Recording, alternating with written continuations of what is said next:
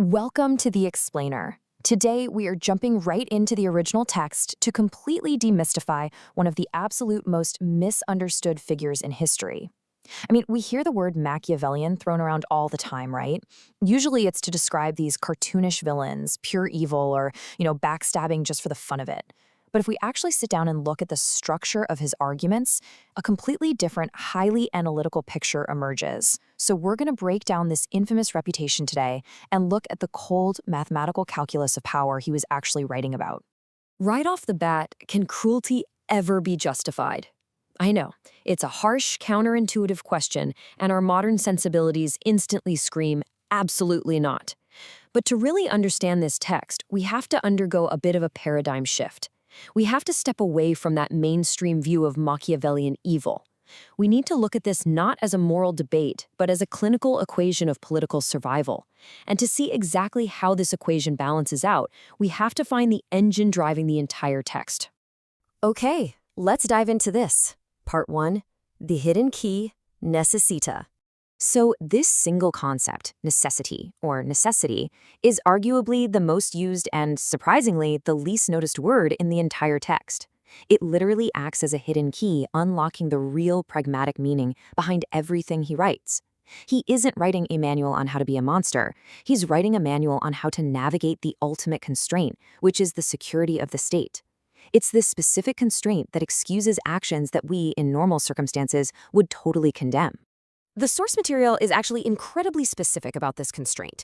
A prince does not act badly by preference. He's not, sitting in a dark castle plotting evil deeds just for kicks. Instead, his actions are strictly constrained by necessity. Cruelties are deemed excusable, but only when they are fundamentally required to secure the state. Think of it like a mathematical constraint. If X is required to save the state, well, X just has to be done, regardless of how harsh it is. But does this mean there are no rules at all? Like, does necessity excuse literally anything?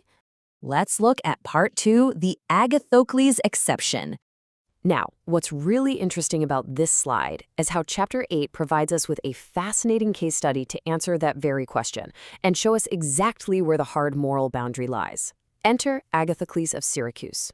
Here was a ruler who definitely secured his state, but man, look at his methods. He slaughtered his fellow citizens. He betrayed his friends. He acted entirely without faith. Machiavelli looks at this behavior and actually judges Agathocles incredibly harshly. This comparison perfectly illustrates the boundary. The text grants that Agathocles' brutal methods did bring him an empire. He successfully took power. But, and this is a massive but in the text, it did not bring him glory. Machiavelli explicitly states that slaughtering citizens and betraying friends cannot ever be called virtue, which is true excellence or virtue. This proves that the author actually retains a very sharp category of moral judgment. He recognizes that these actions are horrific. He just refuses to let that moral judgment govern the brutal reality of state policy. So if Agathocles went way too far, what's the right way to use harsh measures? That brings us to Part 3, cruelty well and badly used. Let's move to and see how this builds, because there is actually a right way and a wrong way to do terrible things, and the text draws a precise clinical difference between excusable and inexcusable cruelty. Look at the timing here. Well-used cruelty is done all at once.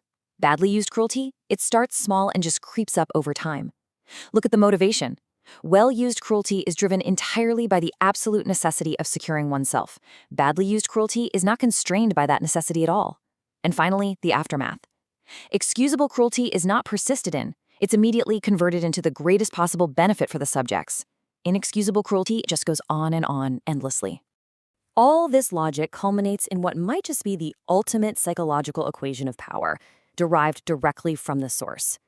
The rule is this: injuries should be done all together, so that being tasted less, they offend less. Benefits should be conferred little by little, so they are savored longer.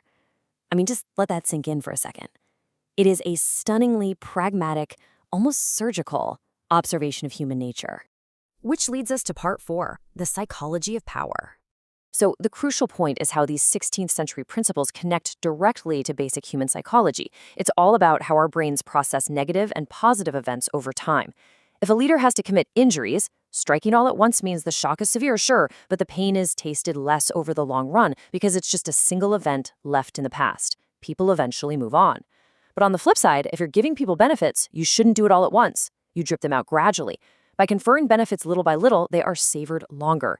Every new benefit acts as a fresh reminder of the leader's goodness, which steadily maximizes lasting loyalty. And this brilliantly illustrates how manipulating the timing of these actions yields such an effective result. The lingering offense from a sudden necessary injury drops low over time, while the continuous appreciation of gradual benefits stays super high. It really is a cold mathematical approach that manipulates human memory and perception to ensure the ultimate goal, the security and stability of the state. Which leaves us with this final lingering thought. As you've seen, the text isn't actually a guidebook on being evil. It's about being effective when completely constrained by necessity. It's about minimizing long-term resentment while securing stability. So when we look at the reality of leadership, survival, and those psychological equations we just mapped out, is his cold calculus of human nature truly Machiavellian in the evil sense we usually think of? Or is it actually just a deeply uncomfortable truth about how the world really works?